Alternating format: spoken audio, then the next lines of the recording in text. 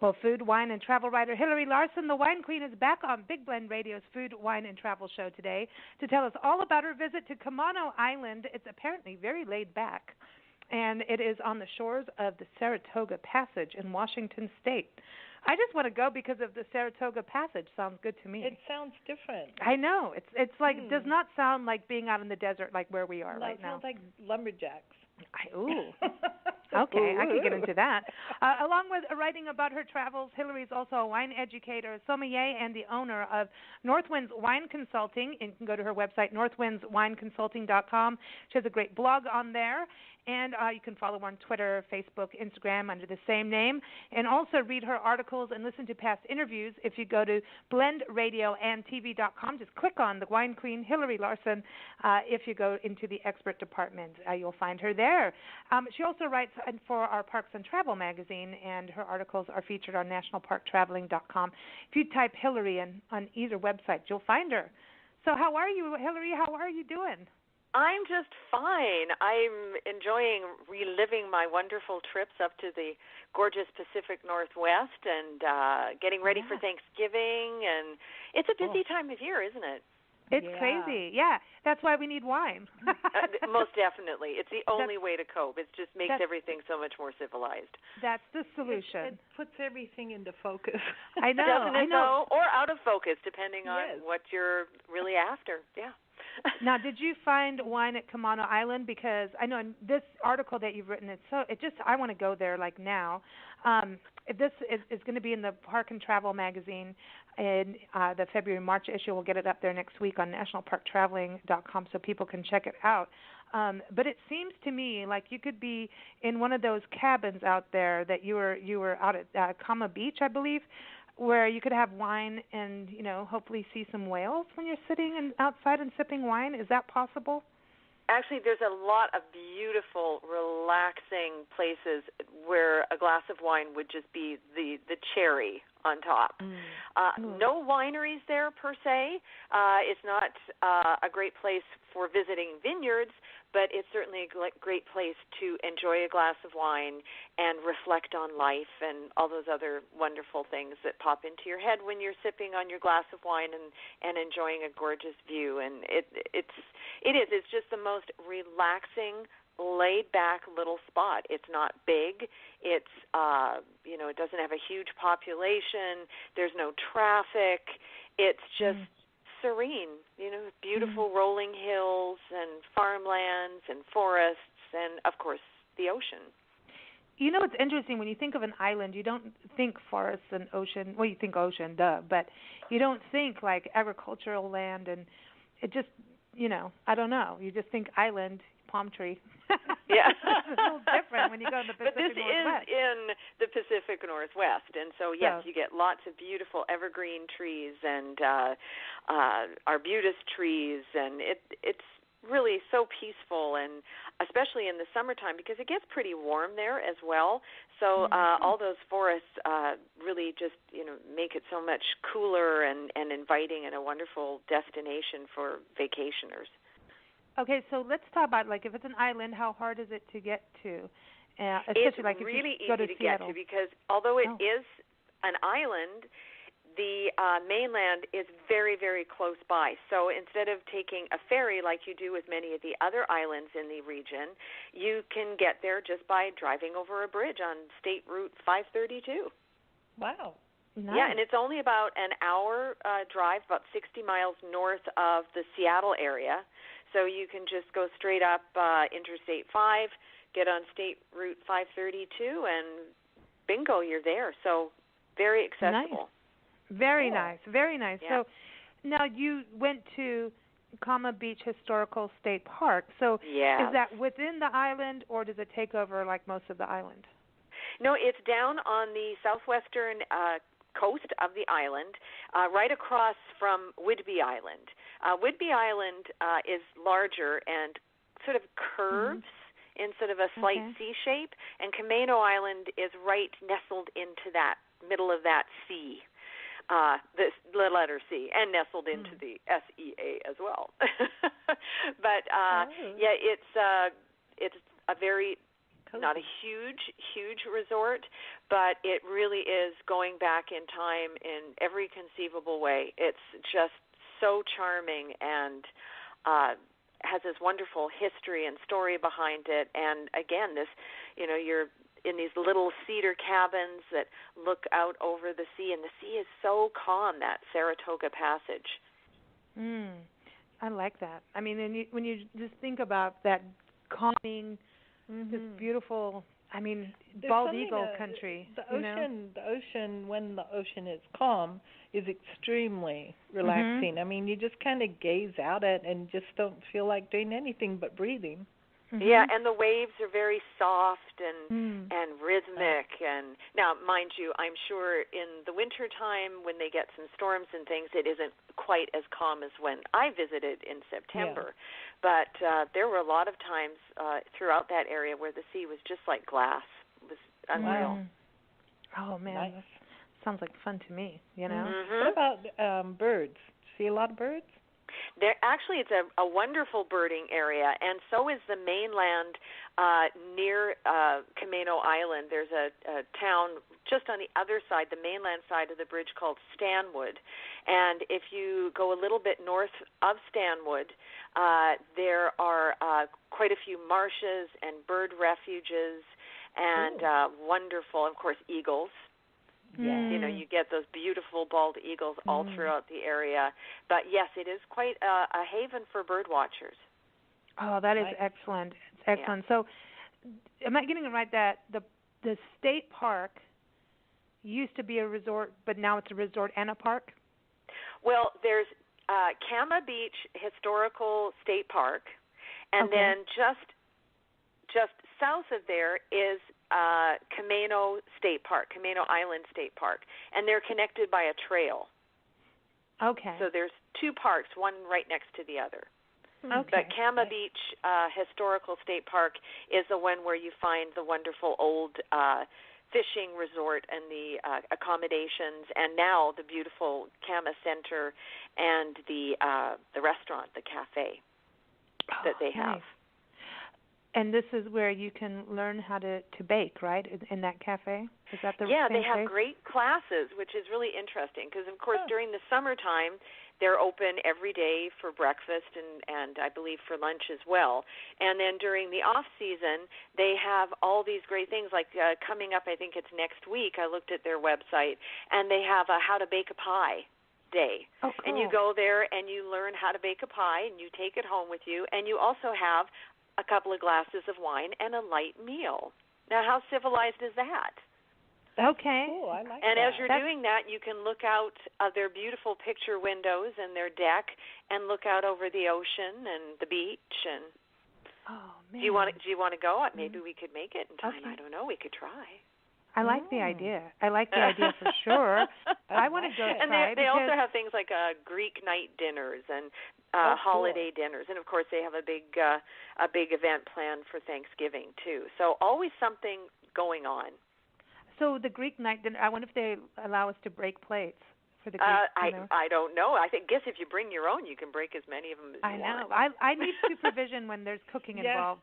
So we were just saying with the cooking ladies, like I need supervision and rules and guidelines. So I think this is excellent. I think the more that, because so many of us don't cook anymore, and that's not good. I mean, it's I know many it's of not you good. It's not good. And anything that can be fun and you can have a glass of wine and learn something new, that's the way to roll. As far as anything exactly.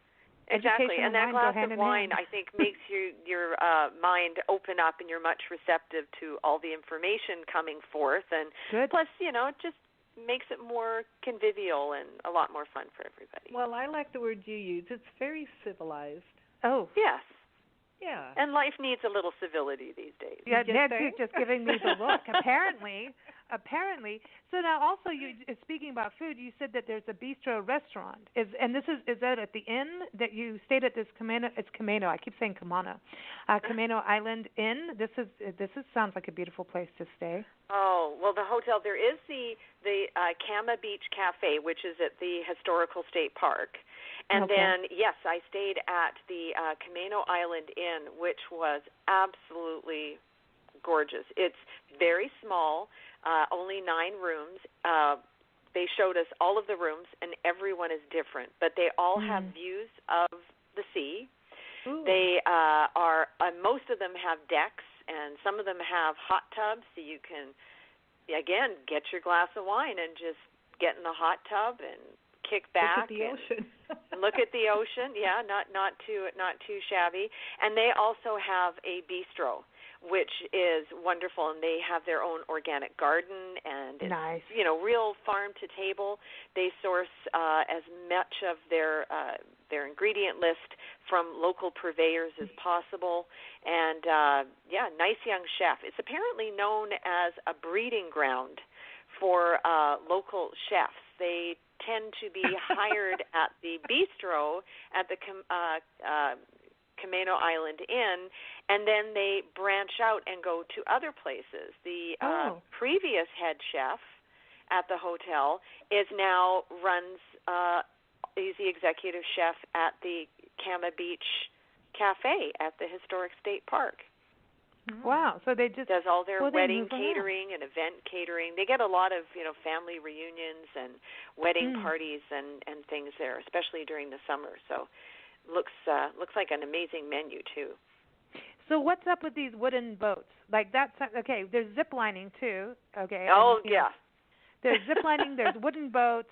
I mean, I like the beach because the place where you can stay in the little cabins. I like the cabin thing. Yeah. It's fascinating. It was built in the 1930s by a developer, a gentleman who came to Seattle from the Midwest, from Iowa, and he decided to take some of his profits from his real estate holdings and build a nice, small family fishing resort, because that was the kind of thing that people did. There were apparently up to about 200 fishing resorts in Washington State from the 1930s to the 1960s. They were incredibly popular. So people would leave the big smelly city and go to these resorts and just spend time with their family and go boating and fishing and crabbing and beach combing and just relax and spend time together. And they have kept the tradition alive because it was owned by the same family. The developer died I think it was 3 or 4 years after completing the resort. And then his eldest daughter and her husband and her 2 sisters took charge, and they kept everything the same. And there was basically very Spartan accommodations, but the little original cedar wood cabins that were built are still there. Now they have hot and cold running water and electricity and, microwaves and coffee makers and all these things.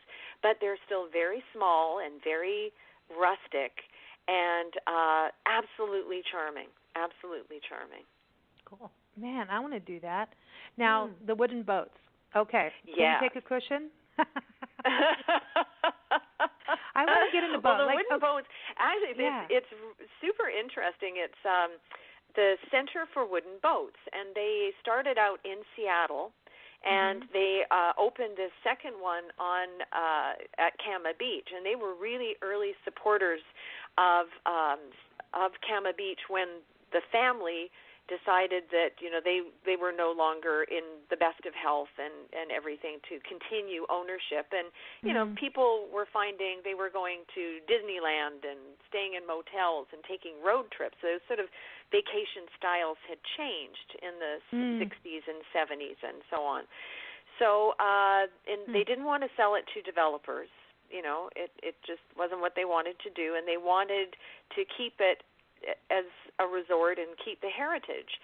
So they started working with the state of Washington, with the state parks, and one of their early supporters was the Center for Wooden Boats. And I had no idea, but wooden boats and rowboats and sailboats and canoes were a big industry in Puget Sound, in the Seattle area and on the islands.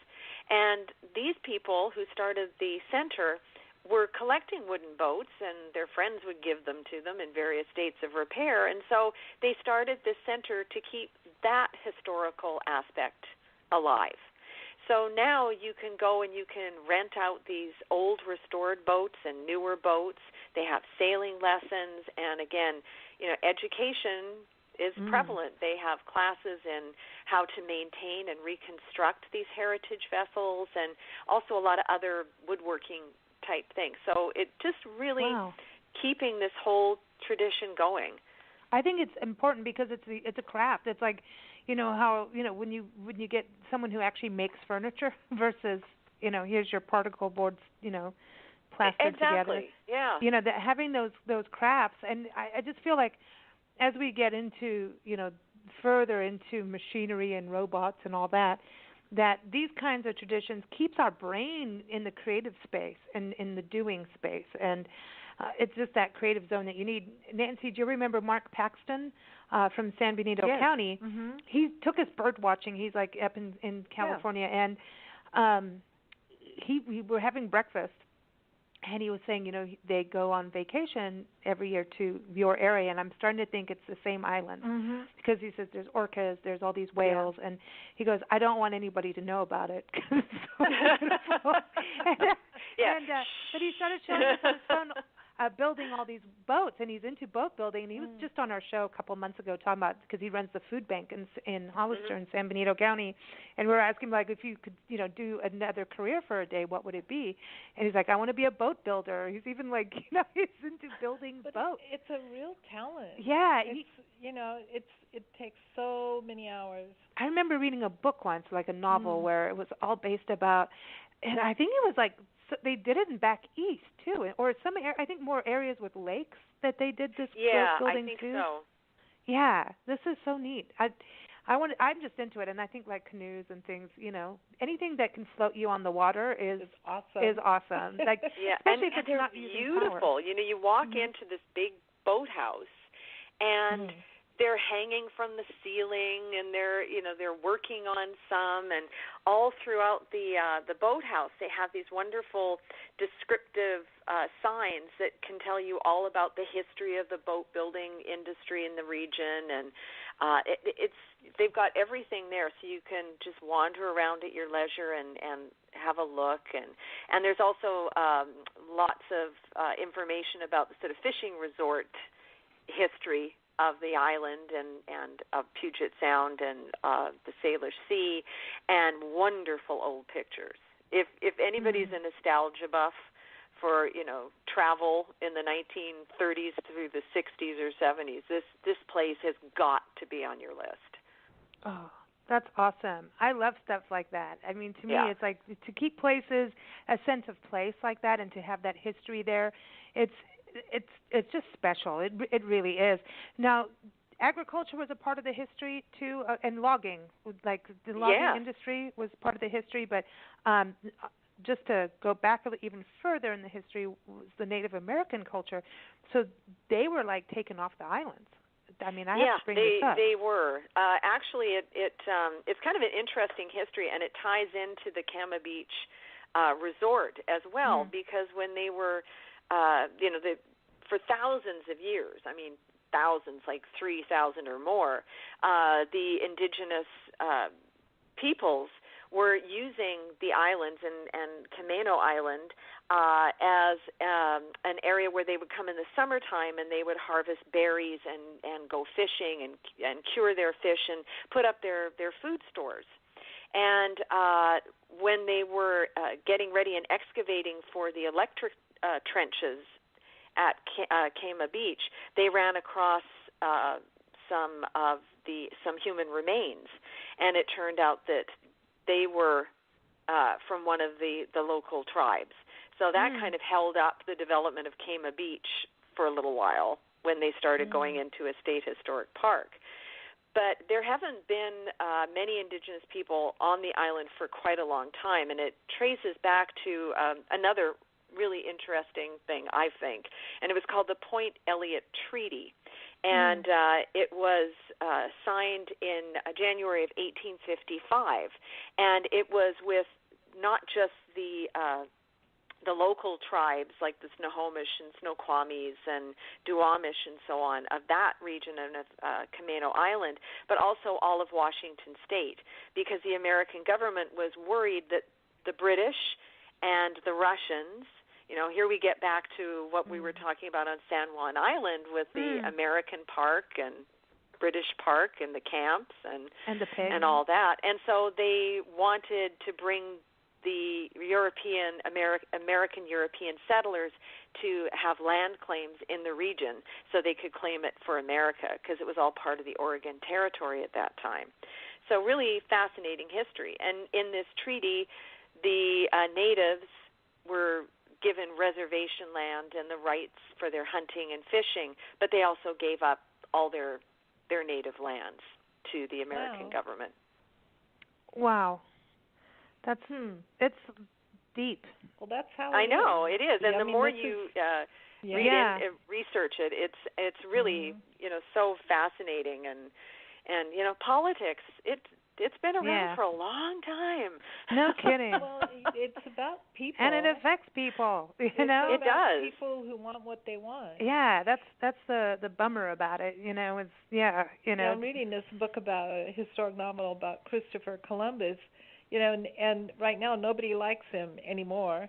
And yes. No, it's true. I'm reading about him, and I'm feeling really sorry for him, because he had a really tough time even just getting those 3 ships. And it took him years and years and years. And it gives a kind of a different perspective on how this country was actually founded and what the American government did in order to beat Spain and France out of taking it. Someone was going to take it. Man, it's the war of the world. It is. I mean, they did it in Africa. There were, these powerful countries. It's like, no, we're taking it. Yeah. Yeah. There's a lot of that. And it's interesting how involved Spain was. Yeah. Everywhere. I mean, everywhere, and France. Oh yeah, and I mean, actually, the name of the island. I mean, it was called other things at various times, but it was actually named after a Spanish explorer, and I'm just trying to remember his name now. Jacinto Camano. Oh wow, yeah, that makes sense now. And he explored all the way as far north as Alaska. Wow. Yeah. So the Spanish were all over the place. They're all over, just trying to make sure. And the that Portuguese. Whatever else was there, they got there first and could call it theirs, and then everybody gets fight over it later. Yeah, but think about the gumption to do this, the bravery, like to just get out there. And I'm going to go and travel to places that people haven't seen yet, and I'm just going to go and, when you think about now that there's a section of people that have decided, and they're having I can't believe this, they're having a conference this year, the people that believe the world is flat. Like, are you serious? I'm absolutely serious. They are having, it's like, I think they just all want to sell stuff. It's like the Flat Earth Society or something like that. Well, yeah, I'll the be Flat darned. Earth Society. And I'm going, people had cojones to get on these boats in the ocean to prove it wasn't. To prove it, it is. It's the Flat Earth Society. There you go. Yep. Yeah, and I mean, and the Vikings, they came to North America, before any of the other Europeans, and they were in the Mediterranean, and I mean, these people, just their sense of adventure and courage and just survival sometimes is admirable. We have it so incredibly easy now. We're just we're lazy. But not only did they we're not sure if the world's flat or not. We might sail far enough to fall off the edge and whatever, but we're going after this. What I'm picking up from some of the books I've been reading lately, especially the one I'm reading now, is there was never any doubt in their mind, whoever they were sailing for, and they really actually didn't care. They just wanted to get the ships and the money and go. Yeah. And they wanted the fame and fortune from doing that. But the idea of overthrowing any indigenous population, I don't care where you were, was big deal. So what? It really, really was. It wasn't, they're this or they're that. No, it was, no, we're taking it. Oh, we get yeah. there, we're taking it, and it was just not even a point of conversation. I do have to tell this to everybody. The conference ended last week in Raleigh, North Carolina, so don't try to go this year. Try next year. Oh, bummer. I was going to suggest you do a remote from there. I know. Rather do you know that Shaquille O'Neal believes the world is flat? He's right there on their homepage of their website. Yes. He just wants to be famous again. I don't know, but no, it's Dr. Shaquille O'Neal. Okay. I didn't know that.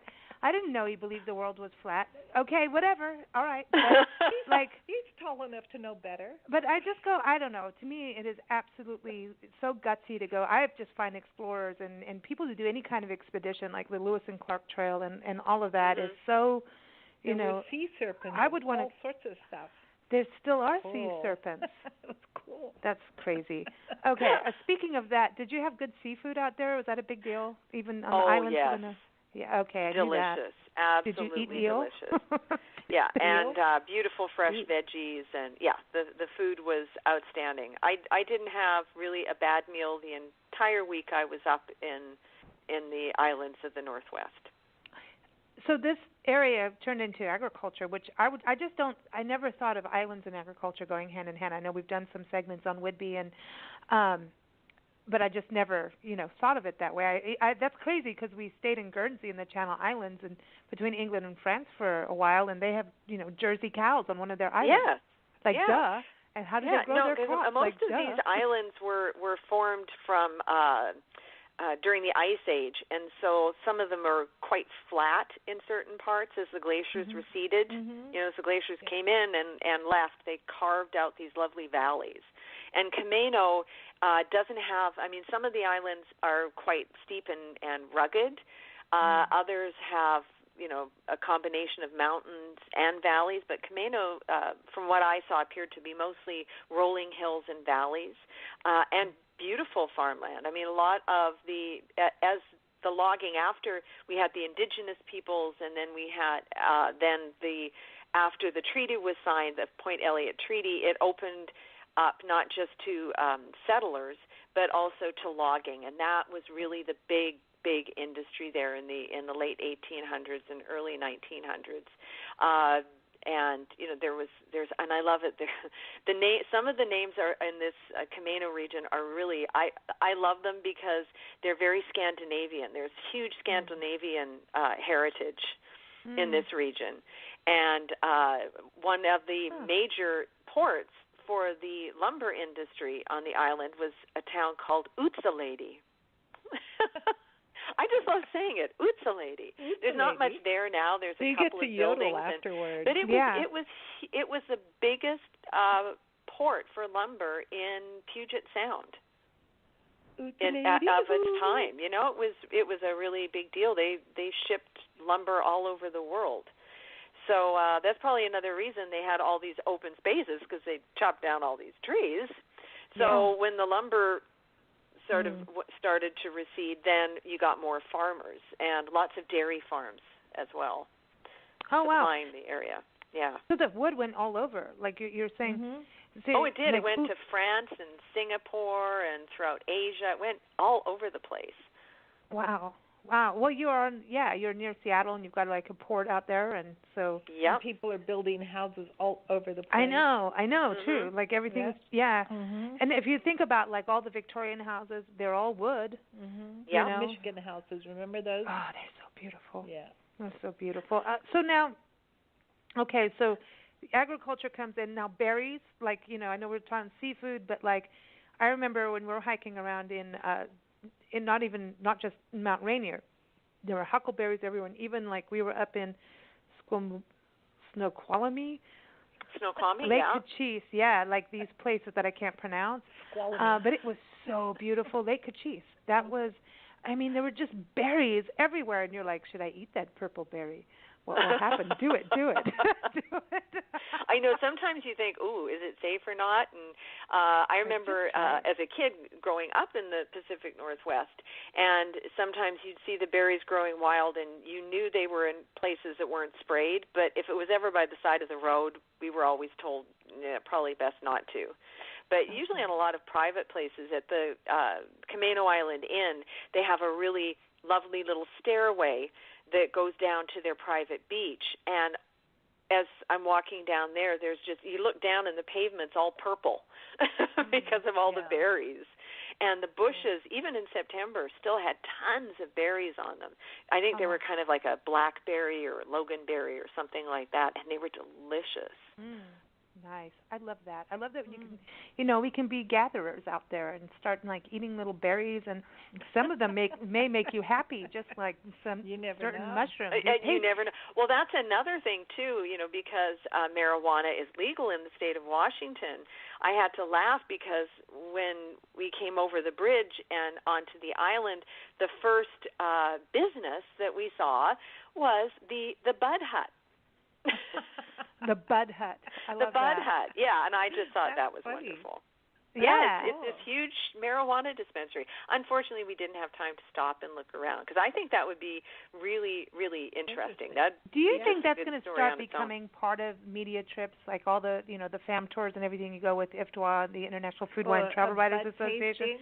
Like, do you see, like, media trips now incorporating how to smoke marijuana properly and how to, like, wine tasting, bud tasting? Do you see that coming? It's an interesting point of conversation, and we sort of talked about that a little bit. And in some ways, it is an interesting industry, just like the wine industry. And I mean, there's terroir and regional differences, and I mean, it's fascinating. So personally, I would be very open to that. Doesn't mean you're all going to go sampling and come out wondering where the heck you are. But just to go and learn about it and how the business works there, it has a lot in common with the wine and spirits industry, most definitely, and including, beer. Legislation and distribution and all those factors too. And I mean, there's magazines now about wine and spirit pairing with marijuana, and I certainly hope it does. I think it would be really, really interesting. I think it's good for the food industry too. And yes. I mean, it is. I mean, it's like, and I mean, this Halloween, everybody's like, watch out for your kids eating these certain things. They could be, But I'm going, who's going to give away their edibles? I think it's a little pricey to start doing that. I think they just need to mist Congress. Oh yeah, just give them a little. Mist them. Mist them and make them happy. Yeah. But no, I think that it's an interesting thing because it's something not to ignore, number one. And you look at it like the state of Colorado, how it changed Vegas, which was like if you got caught smoking a joint, you're going to jail. It used to be, as the state itself is like no, but it's the naughty state, yet the most no-nos. But the no tolerance. The no tolerant naughty state, Yeah. And Heidi Slice could be around the corner, but you can do all this, but you can't do that. It's just so confusing. It's just like, okay, let's just stay on the strip. I don't know. But to me, it's very interesting because number one, majority of Americans smoke pot. So you just get over it. If you think they don't, that's not true. But the earth is flat. The earth is flat, and no one smokes weed. No, but I think it is going to have to get in part of it because, it is part of tourism. People went to Colorado as soon as they knew they could get weed, and that's tourism. Anybody moving from one place to the other, for whatever reason it is, a business meeting, smoking weed, vacation with family, a romantic getaway, a conference, that is all tourism. So I think weed tourism is going to happen. And in states like, Seattle, places like Seattle, Washington, I know Seattle's not a state, see, but anyway, just saying, I get excited talking about this. Before they start correcting you online, I know. Then I could just say I'm in a beauty pageant, but anyway. Oh, sorry. Woo. Okay, speaking of being high, apparently you can go ziplining too. Yes, you can. You can. A natural high. It's not the kind of thing you'd expect. You're driving along the main road of the island, and there's this. It's Christofferson's farm, which again, the agricultural history. 1912, 1914. This family buys all these close to 300 acres and starts this timber and dairy farm, and it's still in the same family's hands and. Once again, same predicament as the Risk family who owned Kama Beach. Times change. Maybe not everybody's wanting to buy your your timber and your dairy anymore. They had gone to growing organic lavender. They're a certified organic farm, and they have wonderful pumpkins and squash and this great pumpkin maize in the autumn. And so they were thinking, okay, how do we stay relevant? How do we keep the business in the family, and also kind of respect the environment too? So there's, I think, something like 4 sisters and a brother, and they're trying to figure out what to do. And the sisters go on vacation in Hawaii, and they go ziplining with the rest of their family. And they went, aha, why couldn't we do this? That. Yeah. So that's what they did. And they bought this really cool, it's a 1963 Mercedes Swiss Army troop transport. And they use that to take people up to the top of their forest area where they start on the zip line, and they have 6 different lines, and they're all connected by these trails that go through the forest area of the farm, and also by their little river and by the creek, and so they can combine the fun of zip lining with learning about the sustainable forestry, sustainable farming, organic farming, and respect for the environment. So they've got this sort of eco-tour zipline thing going on, and it's great. It's just wonderful. That's awesome. Now, that sounds like fun. One of the things in your article, and everyone, again, this will be up on nationalparktraveling.com next week in Parks and Travel magazine in the February-March issue for spring, you talk about you can zip line and then go beer tasting? Like, yeah, they have this I'm thing there. called several different fun things. One of them is called Zip and Sip. So you go zip lining in the afternoon, and then when you're done, they give you a coupon that's good for a taste flight at a local restaurant, local brewery called Naked City Cellars. So you just go back up the road, and because you're probably really thirsty, I would think, after all that adrenaline rush of the zip lining. Yeah. I would say so as well. Yeah. And then they also do really cool things, like when you're on the zipline trail, they'll bring you lavender lemonade made with their own organic grown lavender, or they have night zipping and you get hot chocolate. Ooh. Nice. And then another really interesting thing they do, and I ran into this a couple of places on the islands, is they do a thing in season called fur tip tea. And I went, fur tip tea? That sounds kind of strange. But what it is they take the young, new tips or new leaves off the Douglas fir trees that grow in their forest, and they steep them and make a tea. Oh, wow. So sometimes they serve that at certain times of year. That's interesting. We've got a new tea. It's called Wise Monkey. I like that. Yeah. I drink a lot of Golden Monkey, but I haven't heard of Wise Monkey. Wise Monkey, it's made out of coffee leaves, and it's sustainable. And it's a British Columbia company, by the way. And they're going to be on our show December 6th. It's really neat because you have it's like all your different tea flavors, but it really reminds me of Kenya. Like just the smells, it just to me is just back home. It tastes like you have cream in your tea, but you don't. Yeah, it's really cool, and it's different. light. It doesn't have that tannic thing, and you can take your tea bag with it's true leaves, coffee leaves. And you can redunk it, re-steep it 3 times, and it doesn't lose the flavor. But it's they're grown in Nicaragua. The coffee leaves or the coffee plantation is in Nicaragua, and for every acre of coffee that's grown is an acre of forest, which I think is so cool. It's like really yes, and so it uses the leaves. So you're instead of just throwing them away or mulching them or something, they produce this wonderful tea. I love it. I'm going to have to check that out. I love this about the fir now, the fir tree. I never even thought about that. Fir tip tea. And also, when I was on San Juan Islands, and if you remember, I wrote about the San Juan Island distillery, and they do the cider and the gin and the distilled products and brandies. Yeah. They do a fir tip liqueur. Oh, wow. So fir tips are everywhere. Yeah, this is kind of like how juniper berries get into everything, like from there you gin go. and all kinds of things, man. This is a whole new thing. That's the neat thing about places that are using their local ingredients in ways you don't. We always get stuck in the typical thing, like tea is always this kind of tea, Tea is, could be anything.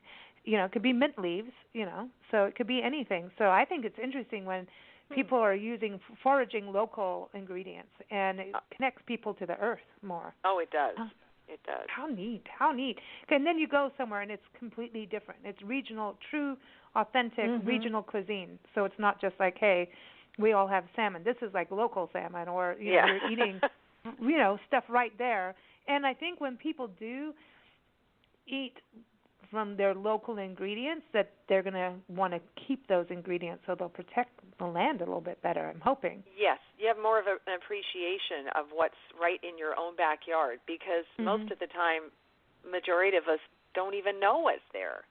No. That's one thing I love about going on these excursions to different places, and it is, there's so much out there. There's so many interesting people and who are doing these wonderful things and reviving industries and keeping things, traditional crafts and foods and farming, and keeping them all going. And that probably was one of the main themes of this trip up to the Pacific Northwest.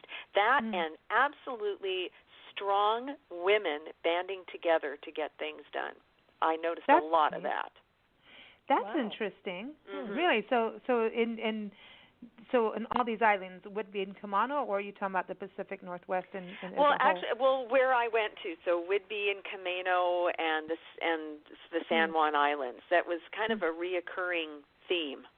A lot of women involved, in women taking charge, and like the city of Langley on Whidbey Island had at one point in the 1930s an entire all-female town council. Their mayor, everybody, they're all women. Cool. Yeah. That's amazing. That's interesting. Yeah. You've been on shows with Stephanie McMillan from Springfield, Kentucky. Yes. And her whole town is becoming women-run. The Main Street program lady, we just interviewed her. She'll be on a show. You'll hear everyone later in December. But Nell's the Main Street program. We've got Stephanie in the tourism. The mayor is female. And then you see some politicians out in Kentucky, female politicians. We won't talk about, people in their gardens and having fights with neighbors, but the women's side is pretty impressive what's going on there, So it's pretty, you do see these areas where women band together, and I often see it when it's time to revitalize or refurbish, or to go into an area and that needs help. I know Kentucky, after the coal mining and stuff like that, some of the areas have just really need to come back, and economically, and they're turning to sustainable tourism in a lot of ways, and history tourism. They have to think in a different way. And bourbon, but and tobacco industry also when that went out. So it's interesting when you talk about these islands and bringing them back, things like wooden boats. I think that's so interesting because there's these crafts. And it keeps us, that you talk about the past and the present being connected in Camano, excuse me. So I think that's really interesting. As we get developed and, with all this technology out there, these kinds of crafts, just like vinyl records, will, be there. So we can actually have these quality things, But you want to go, when you travel, you want to see something different. You don't want to see something that looks like just what you left. Exactly. So, if I think that creativity and being different is where it's at. Being the same as everybody else is just not, that's just boring. Yeah. Yeah, so, you want to have those, who'd have thunk it kind of moments.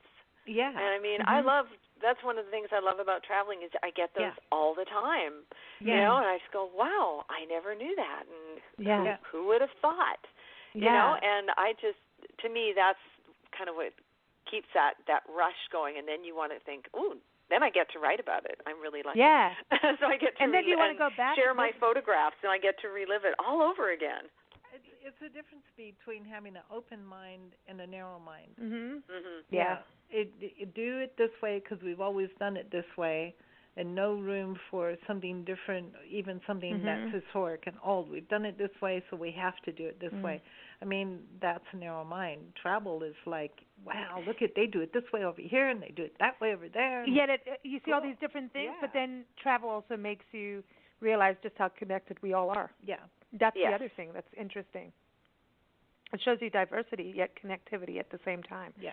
You know, it's amazing. Where do you want to go in North America that you've not been to, Hilarie? Oh, goodness. Well, I guess I would probably say, and I keep trying to get there, but it never happens, is the Delta Blues Trail. In Mississippi and Tennessee, and I think it even goes all the way up to Kansas too. But that whole blues trail, I really, really want to do that. Natchez Trace. If you do that, let us know. I've got that book, man. I'm telling you, that book is dangerous. It takes you on the trail, the whole thing. And every blues musician, every marker, and the Johnny Master and the Mama's Boys, they've been to some of those places, and I remember going to the graves of the greats, you know, and it's like, you know, I'm just bummed because I wanted to meet Pine Top Perkins so bad. And, you know, it wasn't that long ago when he passed, and I'm just, and like Fats Domino and people like that, like all in those areas, you know. Louisiana has, like, such a cool culture, too. And right outside Natchitoches, where we were, and where we're going next year, Hilarie, if you want to come along. We're going to go, we're doing Natchez Trace up to Tennessee. Then we're going to go to Natchitoches. And just outside Natchitoches is Natchez, but there is a blues museum out there, too, like a Delta Blues. Yes, I think I read about that one. Yeah, and we wanted to go when we were up there, and we didn't get there.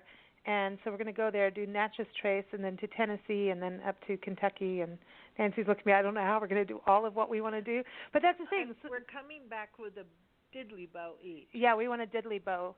We had a person who said on the radio that they would make us a diddly bow each, and we're holding him to it. Yeah, and he's going to teach us slide. Ed Huey from Natchitoches. He's actually from Chattanooga, Tennessee, but he lives in Natchitoches now, and he has a band. And I wasn't going to say his name in case he doesn't really make them, but now that you said it, Ed. Now he has to. Yeah. So no, okay, but that was the thing too. Like when you're writing your articles. So last question, but when you write your articles and you go through this and you're going through your photos, do you have like darn, I wish I went here. Like I want more information on that. I wanted to see this more. Like, yeah, did that happen I do, and I'm constantly, it doesn't matter how many pictures I take and how many notes I write, and it seems at the time that I'm, you know, nonstop scribbling down bits and pieces and comments and interesting facts and so on, and then I get back and I go, I should have written more down. I really should have. So I think next time I'm going to take my little tape recorder with me and just tape everything. And then I can have my notes, too, and then that way I can't say I missed something. Because I'm always sure I missed something. But then, in a way, it just makes me want to go back. Yeah, I would like to go back and, you know, that's the thing, is it's an addiction, and it opens your eyes and it makes you want to explore more. And then sometimes, too, I come home and I'll be going through my notes, or I'll see a photo and I'll go, I've got something about this in my notes. And then I start to research it, and then I go down that little rabbit hole, you know. So it's all part of the fun and the experience and the total chaos of writing these stories. You have to go everywhere twice. I know. Because the first time you go, you can't know what to research. No, and sometimes you're just so bedazzled by a place, or there's a certain thing that you have in mind that you want to do or see. Yeah. And, you're not as open, I don't think, as you are the second or third or fourth time. Right. You have to repeat the experience to get the most out of it. Yeah, I agree. Well, Hilarie, thank you so much. It's always fun having you on the shows. We always get some lessons in history, and you don't feel like you're in history class, so we always appreciate that. And then you bring us all these destinations. We get to talk about weed and berries and, you know. Yeah, not much wine this time, but we had weed instead. That's okay. You know, cool. I know. I would just like the wine and weed tours. That's a whole new. We'll talk more wine next time. Okay, cool. Everybody, again, you can keep up with Hilarie. Go to her blogs and check those out at northwindswineconsulting.com. She's on Twitter, Facebook, and Instagram under the same name as well. If you go to blendradioandtv.com, just click on Hilarie in our expert department, and you'll see her articles and interviews. And again, this article on Camano Island will be up on nationalparktraveling.com next week and in the February-March issue of parksandtravelmagazine.com. I'll get it straight at some point. But anyway, it's all there. All right, so I do have a song for you, even though half of my music or anything would not upload to our show today. So it's a little technical thing. I know, but because you took a bridge and the next place we're going to is Louisiana, this is our tour song, our actual official Big Blend Spirit of America tour theme song, and it's from John Roniger. We haven't played it for a while. And it's called My Favorite Bridge. So that bridge, getting there, and if we're going to go to Lafayette, Louisiana, and we have to cross a bridge to get to Avery Island, so there's a theme. There's a theme. We're bridging the gaps, and that's what travel does. So here it is, My Favorite Bridge. Thanks so much, Hilarie. Thank you. Have a great Thanksgiving. Oh, you too. That's right. Too. It's happening. All right. Yeah, the turkey's coming out next week. Early all right. this year. Yeah. Drink rosé with your turkey. It's a great pairing. Okay. All right. All righty. Good stuff. Thanks. Here it is, everyone. My Favorite Bridge. Bye-bye.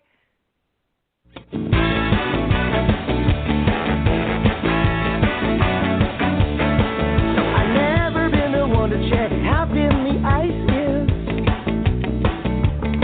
I just skate a figure eight until I fall right in.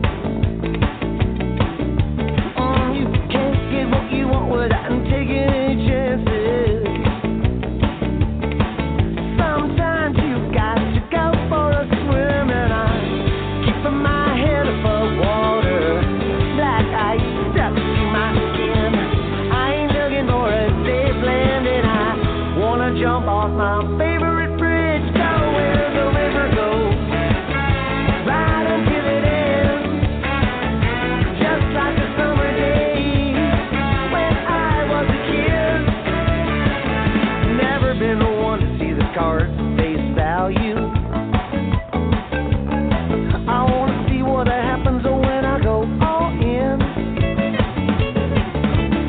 Now I've been told it's not the most practical. Go big or go home, that's what I say. And I keep my head above water, black ice stuck to my skin.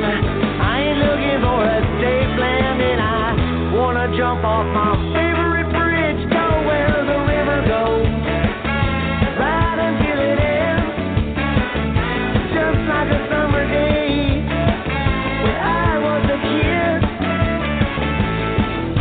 I am the eyes of the walking dead, dying noon to 9 with a pistol in my hand. Stand toe to toe with the devil myself. Can't say that I liked it. He just stood there with his cigarette as I lay on the carpet and bled.